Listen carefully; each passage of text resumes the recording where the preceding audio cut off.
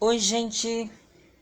Beijos. Eu aqui, vocês aí, todos nós juntos, numa única meta e direção. Vou finalizar. Não vou falar nada, só vou dar esse minutinho do nosso tema para parar por aqui. Tem várias situações históricas falando sobre Barrabás, etc, etc, etc. Que ficou entre escolha: Jesus ou Barrabás. Ele foi entregue aos judeus e tem todo um trâmite, tem toda uma história, já uma condescendência de fala de Jesus para com os judeus. Aqui na frente, já em relação ao Holocausto, há uma ligação histórica muito profunda, mas eu não vou entrar nisso porque eu não sou um historiador. Os grandes historiadores vão ficar pé da vida comigo, e também aqueles meninos que fazem histórias religiosas, que é aquele conceito de estudo bíblico e etc. Então não quero entrar nessa profundidade religiosa, porque tem pessoas que estudam sobre isso e tem relatos e dados. Então eu vou falar pouco, vim com o mesmo cabelinho, com a mesma camisa, tô ripa na chulipa, bola com uma coruchinha aí. Então, só pra gente finalizar, e em breve estarei de volta aqui na nossa Casa Face, tá bom? Vamos ver agora que os anjos celestiais, nosso papai querido, aprove essa nossa... Tudo bem pra vocês? Vamos lá? Agora vai, gente. Eu vou deixar até assim quietinho, que é pra vocês poderem ver. Eu vou posicionar mais ou menos legal, que é pra vocês poderem ter uma sequência de vídeo, tá? Mas só que o dispositivo meu não tá deixando eu virar. Mas vamos assim mesmo, tá bom? Vai ser muito bom para todos nós. Viver e aprender. Aprender e saber. E nos comunicar e passar para frente todas as sabedorias do Senhor. Ao sul da Judéia, Barrabás significa literalmente filho do pai. Contemporâneo a Jesus Cristo, ele foi remador de botes e integrante de um partido judeu que lutava contra a dominação romana. Antes de mergulhar nessa história, na vida de Barrabás, vamos voltar alguns meses antes, na noite da última Santa Ceia de Cristo, aonde ele anuncia que há um traidor no meio deles. Em verdade vos digo, um de vós há de me trair.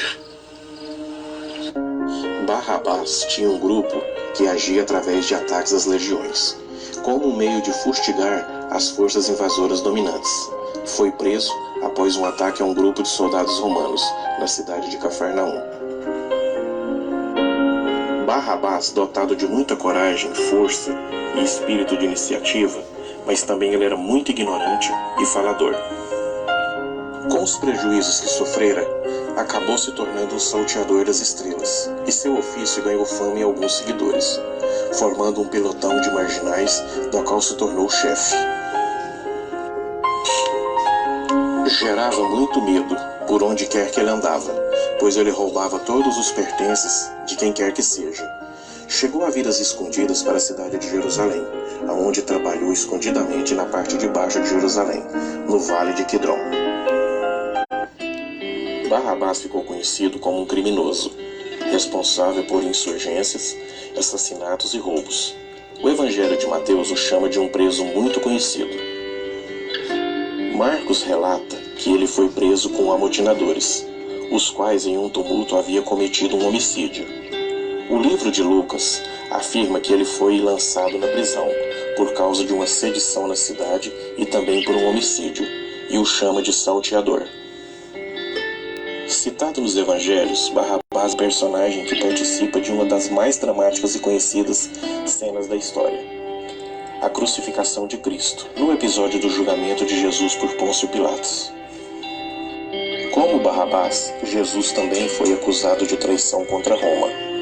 A história de Barrabás tem um significado social especial, porque foi erroneamente utilizado para colocar a culpa pela crucificação de Jesus sobre os judeus. Segundo o texto bíblico, quando Jesus foi acusado pelos sacerdotes judeus perante Pilatos, o governador da Judéia, depois de interrogá-lo, não encontrou motivos para sua condenação. Não achou culpa alguma em Jesus. Pressionado, o governador tentou um último recurso para libertá-lo, mandando trazer um condenado à morte, tido como ladrão e assassino chamado Barrabás. Alguns sugerem que Barrabás tenha sido um integrante dos Zelotes, um partido judaico nacionalista que defendia a libertação do povo judeu das mãos dos estrangeiros opressores, no caso, o Império Romano. E por várias vezes, eles empregavam a violência em suas ações. Para alguns historiadores e comentaristas, se Barrabás realmente pertencia a esse grupo, então a rebelião se resultou em sua prisão por ter sido um ataque a um grupo de soldados romanos, soldados do Império, que acabou com a possível morte de um soldado. Valendo-se de uma tradição judaica, na altura da Páscoa, o governador Pôncio Pilatos tradicionalmente soltava um judeu da prisão. Quando Jesus foi preso, Pilatos viu que ele era inocente e tentou defendê-lo, mas o povo totalmente enfurecido não quis.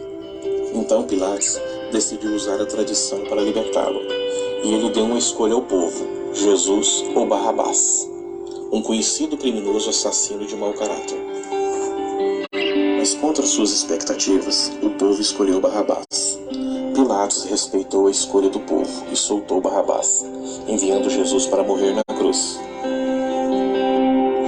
A maneira que Marcos relata o delito, parece que Barrabás estava envolvido numa ocorrência que ganhou certa repercussão na cidade, um alvoroço total.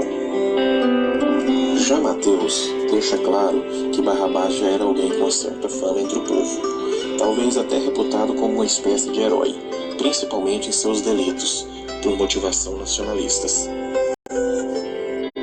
Seja como for, as referências bíblicas descrevem Barrabás como sendo um salteador, um perturbador da ordem pública e um homicida. Mas a pergunta que se fica é: será que ele se converteu ao Evangelho após os ocorridos? Será que nem ele se importou e voltou a praticar atos criminosos? De fato, não se sabe nada sobre isso. Tais perguntas são impossíveis de se responder. Depois que Barrabás ganhou a liberdade, pouco ou quase nada se sabe sobre a sua vida. Os textos apócrifos falam sobre o destino de Barrabás. Na literatura apócrifa, encontramos alguns textos que indicam o destino dele, mas nada de verdadeiro. Especula-se entre os biblistas do Novo Testamento, historiadores, e que alguns manuscritos apócrifos falam sobre Barrabás. Alguns acreditam que Barrabás posteriormente converteu-se ao cristianismo, mas que na verdade nada sabemos sobre sua conversão, seu arrependimento, se houve ou não. Enfim, essa é a história. Então tá aí, tá entregue para vocês com muito amor e carinho.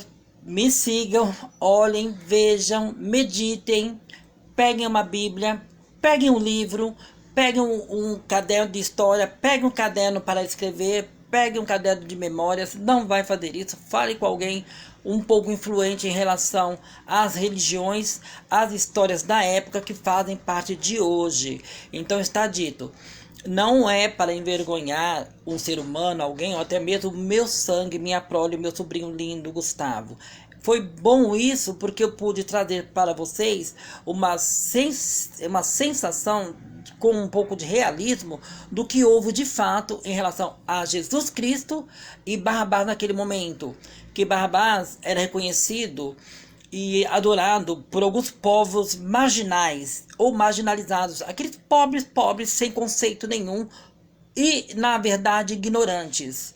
Sendo assim, os cesarianos, os Césares, enfim, que é uma classificação muito gigantesca, como Pôncio Pilatos, bem dizer, lavou as mãos, jogou Jesus aos leões. Então, integra-se uma história, uma origem em relação aos judeus, que era uma classe já muito discriminada já na época. Então, mas era uma parte de Cristo, os judeus, era parte de Cristo com Cristo.